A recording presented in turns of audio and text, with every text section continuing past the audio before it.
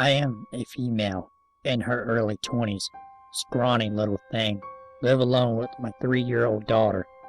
We live in a 3-bedroom home with a large back section and a long driveway. One of the rooms is used for storage, and my daughter is slowly transitioning into sleeping in her own bed. On this particular night, she had had a nightmare and had crawled into bed with me.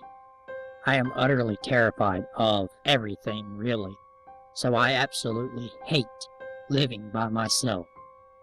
I get freaked out by the slightest of noises outside at night, and they tend to keep me awake for at least half an hour whilst I try to determine whether or not it's a threat. It never is. I'm just horribly paranoid.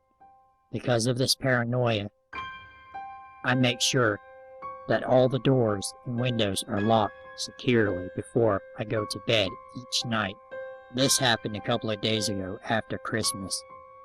It was around 1 a.m. and I began hearing noises outside, and I assumed it was a possum, as I had been having problems with them recently, but turned the laptop volume down to listen just in case. My paranoid mind was informing me that since it was just after Christmas, someone might be trying to break in to steal presents.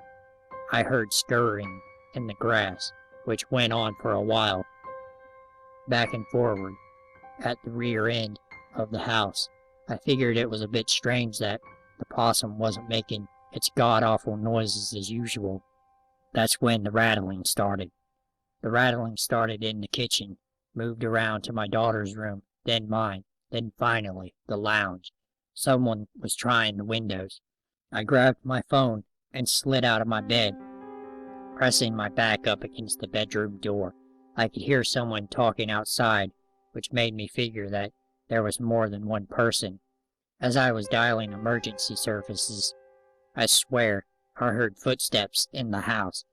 At this point my heart was thumping so loud that my breaths came out in the same pattern. I'm on the phone with emergency services, trying to listen to what was going on. Back pressed up against the door, fearing that the door handle would turn any moment, and I'd be pushed along the ground as they forced the door open. There were still footsteps inside. I didn't know if it was just noises of the house, or if whoever it was outside had managed to get in. They were coming from my daughter's room, which is right next to mine. My daughter, by the way, is quite happily sleeping, obviously, in my bed, whilst I'm on my phone freaking out to the operator. I was trying my best to keep quiet on the phone, as I knew the people outside at a window right next to my room, as I knew there were people outside at a window right next to my room. I'm not sure if they heard me on the phone, or if they had just given up, but they had disappeared before the police arrived. I was terrified to step out of my room when I heard them at the door, in case these people were inside my house waiting for me. My bedroom door and the front door are only a couple of steps away from each other, but that didn't make it any less scary. One officer stayed inside with me, checked the house, and took my statement, while the other checked around the outside. They both said they couldn't find anything and asked me to describe the voice. It was a male's voice, Indian accent, I told them. Either he was crazy and talking to himself, or there was more than one person out there. I told them I thought that he had managed to get inside, but since the police had done a thorough walk around, I guess it was just my mind freaking out. Needless to say, I didn't sleep at all that night. As soon as the sun had rose, I was throwing open all the curtains. The lounge was the last place I went. As I opened the final curtain, I saw that the lock on the window was open. There was a dirty footprint on the window sill, and more dirt smeared on the carpet. I did a thorough check of the house. Nothing was taken. Nothing was out of place. And the more I thought about it, the more I think the voice belonged to my ex. We are in court at the moment because he did something to my daughter. That's a story for another time. Access was taken away from him, and he, or rather, my aunt, shall I say, pushed him to take it to court, and things have been a bit sour there. If it was him, I'm terrified to think what he wanted. He was physically and sexually violent towards me, but the fact of the matter is, he didn't even try my room. He went straight for my daughter's, which is even more worrying, as I have never let him even remotely near my house. So how did he know where he was going? What did he want with my daughter? What would have happened if she had never had a nightmare and come crawling into my bed that night? My sister has been dating her boyfriend for 3 years. She told me that in 8th grade he stalked her, just staring at her in the halls and asking about her schedule. I met him about a week after she told me this story. He seemed nice at the time. We talked for a bit, then he asked me if I wanted to play Call of Duty. We played for about an hour and had some laughs. I didn't find anything off-putting. He seemed to be a generally nice guy. However, that was 3 years ago.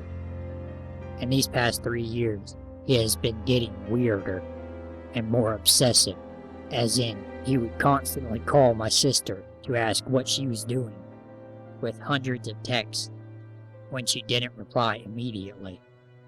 They had multiple breakups and arguments over these years. Just a few days ago, my sister's friend came to us hysterical, stating that he had threatened her, that he had threatened my sister's life too, but they are still together to this day. She also stated he probably had bugged my sister's car and phone, because he knows all the texts she has sent, and showed up at her house when my sister's car was parked in the driveway. He didn't even know where she lived. I am convinced that her car is being traced. He even managed to track us down when we were with my grandparents on vacation. This all changed about 2 days before our vacation to California. I'm one of those people who stay up really late at night, even though it's a school day the next morning. I usually binge watch videos on my computer while lying in my bed. It was about midnight on a Saturday when I heard a faint screech. The sound was vague and distant. I brushed it off and continued to watch my videos. Then I heard a soft sound of a garage door opening. I assumed it was my sister coming home late, like my dad predicted. He left the garage door unlocked because he expected her to come home late. I heard smooth and soft footsteps walking up the wooden stairs, and then a shallow grunt. The footsteps slowly moved throughout the upstairs while I paused my video and sat up in fear. My sister would usually not care about being so quiet and went straight to the bathroom to take off her makeup. The soft footsteps ensued. I would like to now mention that I do have a lock on my door. I convinced my dad to get me one 2 years ago because I am paranoid about someone attacking me by simply opening the unlocked door. I could hear footboards creak as the footsteps neared my door. I heard a hand graze the frame of my door and grabbed the knob tightly. I held my breath, and my hand started to reach towards the wooden baseball bat I had under my bed. The doorknob turned slightly, but the lock restricted it from turning all the way. The intruder on the other side jiggled it a bit and ceased. I grabbed my baseball bat and gradually made my way towards my door. I saw 2 gray shoes inches away from my door. I raised my bat defensively, ready to whack whoever picked the lock or busted down my door. The shoes slowly turned and strided away from my door. My sister's door opened, and a few moments later, I heard footsteps exiting and steadily walking down the creaking and protesting stairs. I dropped my back to my waist and walked back to my bed. I pulled a chair to barricade my door, just in case, and breathed silently to calm down. My phone was out of battery, so I couldn't call the police, and my mom and dad were on the other side of the house. I would make a mad dash for my parents' room, or I could just scream at the top of my lungs and hope they wake up before the intruder gets to me. It may also scare him off. So I screamed. I screamed as many blood-curdling cries as I could. About a minute later, I heard heavy footsteps rushing over and unlocking my door. My dad opened the door with a look of complete concern and dread. He asked if I was okay, and I told him there was someone else in the house. He grabbed my bat and hurried downstairs. He came back up a few minutes later, checking all the closets and general hiding places. He ordered me to go back to bed and lock my door. I complied. I was wide awake for half an hour, but eventually somehow dozed off. I woke up to find my dad talking to my mom in the hallway. He told me the garage was pried open with some kind of rusty tool, a crowbar. The intruder had left a note in my sister's room saying he didn't know where she was and that he missed her. I knew immediately that it was her boyfriend. What disturbed me the most was when I looked at my phone, it had a new message. I had wrote a message to a number I have never seen before late at night. The only problem was I hadn't texted anyone last night, and there was a response. It read, "Merry Christmas." There's one problem with this. I haven't sent a message to anyone with this number in my life. My phone, it was in my room last night. My story starts 4 years ago, and is still kinda happening. Lucas was the bus driver who drove the kids from my village to school next to town every day. He always was the nice bus driver, as there was a grumpy and moody one who sometimes switched shifts with him. A lot of people thought he was cool and always polite. I was 17 when there was some heavy rain in the afternoon when I was on my way home, and I arrived at the station in town. Lucas was already there. As he noticed me, he let me in the bus and we started a conversation. I felt uncomfortable first, but he was always a good talker, so the weird feeling had gone soon. At one point he asked me about my then ex-boyfriend. He saw us together and the two of them used to talk when he was still in school. He was 21 at the time, already working. I told him that we broke up and that it was for the better. Then we continued talking about school. We started to talk every now and then, and after a while he asked me for my phone number, so I could maybe text him if I'm late for the bus or I need a ride in general. I found out that he was married, had 3 kids. He claimed to be 33, but later he said over 40. I never really found out how old he actually was. The day after we exchanged numbers, he texted me that he was going to take a bath and said that there would be enough space for 2. I replied that he should ask his wife about that, and he then said, "She is out of town, so I am pretty lonely." We left it at that. One time later, like 2 weeks later, I saw him and a young girl during his break making out. I sent him a message telling him that it's not the way a married man should talk to younger girls.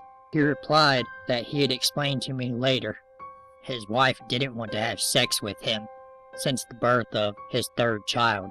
He has multiple young girlfriends all around my age. When I asked him why he wouldn't look for someone closer to his age, he replied, "Girl, you don't know where to find the honey. Girls your age need a proper man, someone who can give it to them. Boys that age are no good. Girls are so sweet." We then talked about my ex, who he said was a nice guy, but could have never made me happy. I was a rebellious, moody teen, so I actually never listened to adults. Some things he told me made me think. I couldn't get it out of my head. I started to believe the twisted things he said to me. I thought he was in the right and it would be better for his marriage if he would have little girlfriends. The next day, I had school until the evening. I had to take the last bus home, and because my sleeping schedule was terrible, I fell asleep in the bus. I woke up when the bus was already empty, Lucas standing next to my seat. It was already dark outside, so I had no idea where we were. He sat down, started talking, and kissed me at some point. I asked him to stop, and that I wasn't here to become one of his girlfriends. Then why did you stay in the bus? I canceled someone else for you. You don't want me to be sad, do you? And for some stupid reason, I believed him. He was the adult. He was in the right. We had sex because he made me feel guilty. I felt terrible afterwards and wanted to stop contact, but he was the one who brought me to school every day, so it was difficult to avoid him. The entire thing went on for months. Him making me feel guilty, giving me compliments, and making me feel worthless at the same time. Showering me in presents and telling me that he invested so much money in me, and it would be rude to say no to him because of that. He wants me. I'm the best he ever had. I am not allowed to leave. The time I managed to get out of the situation is because of my cat. When I tried to sneak back into my house, she started meowing, and my parents woke up, took my phone, and found the not yet deleted messages from him. They were furious. I was angry and tried to defend him. I did not want him to get in trouble. They made me change my number and read through the phone calls I made, checking that his number wouldn't show up again. I met him again. He forced me to give him my new number, and he texted me with a different one. My father noticed the amount of texts to a new number, but believed me that it was for a school project. I asked Lucas to stop, that it's too dangerous. I met my new boyfriend for a few weeks after that, and managed to end things with Lucas, for now. I changed my number again, but he got it somehow, probably from my ex. I changed it again. A few weeks later, I saw his car in my neighborhood. He did not know where I lived exactly, but he was pretty close to my house. I managed to hide myself.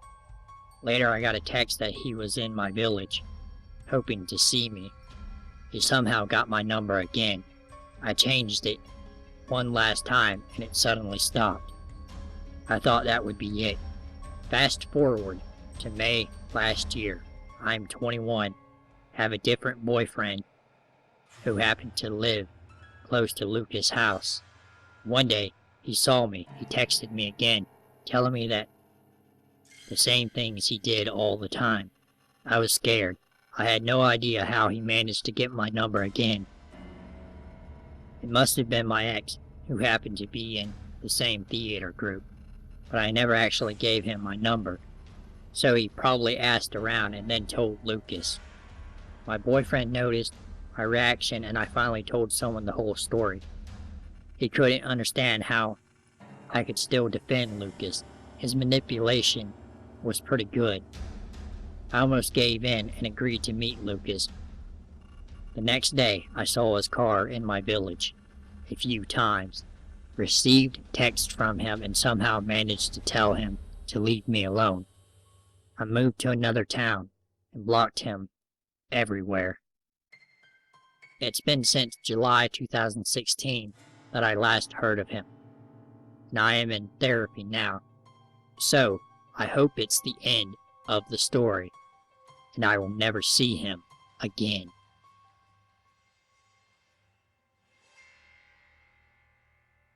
Before I start with the main story, I have to share some history about my close friend. He is probably one of the most kindest people I have ever met. His childhood is just one sob story after another. His mother had a mental breakdown almost 20 years ago. He is 22 now, 23 this year.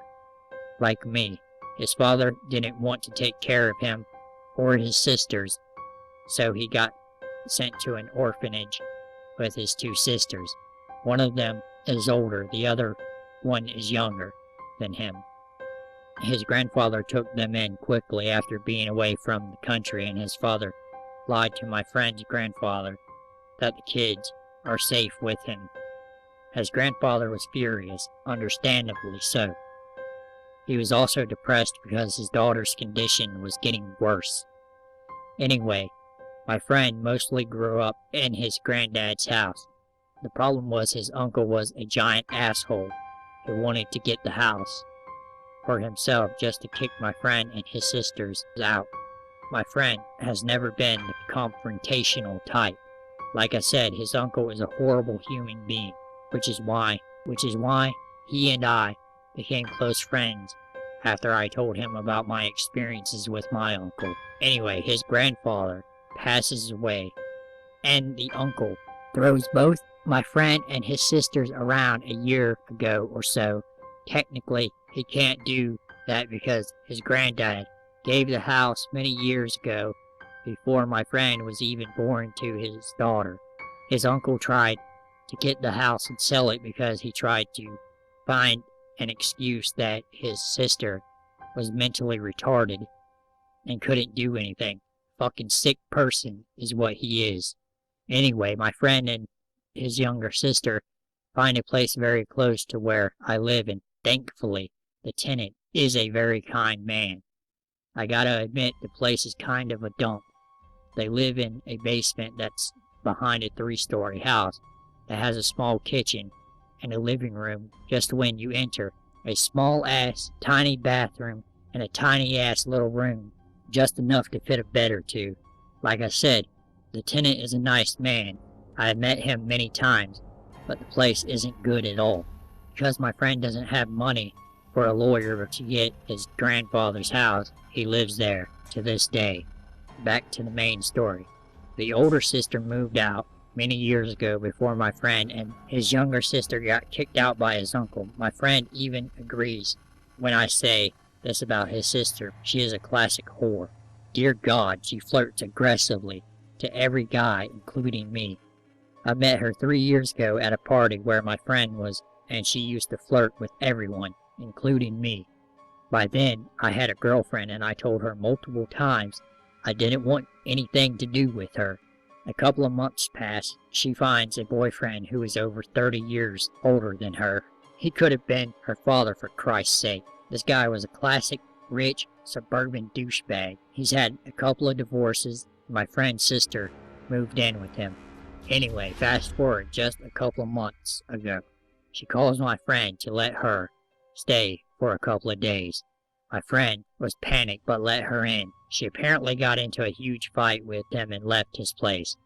She just needed time to cool off before she started looking for other places. My friend insisted that she should just move in with him and his younger sister, but she didn't want to. His tenant lives alone and he is always busy, so he doesn't come home for days on end. All of a sudden, my friend hears someone climbing up this iron gate. Sometimes when I go to my friend's place, there are cars blocking the back of the house where the stairs are. All of a sudden, my friend and his sisters hear someone banging on the door really hard. It's that douchebag older boyfriend of his sister's, looking furious as hell. He starts talking shit how he could kill everyone if he got in. Grabs a big rock and starts pounding on the glass, and he breaks in. He punches my friend in the face, almost knocking him out. Throws my friend's younger sister's phone and breaks it just before she could call the police. And with the rock, destroys his TV while violently dragging my friend's older sister. My friend's younger sister went to the main house where the tenant lived because he was kind enough. He let them have a key to his house in case anything happened, and she called the police from there, explaining everything that happened. The police came. My friend didn't need any medical help. I remember being panicked and rushing after college when I got the call from his younger sister. After a day or so, they caught the guy and charged him with assault and breaking and entering. My friend's older sister moved back in with them, and to this day is safe with them.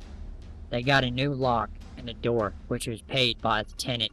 My friend's mother passed away 2 days ago, and I went there to be supportive for him.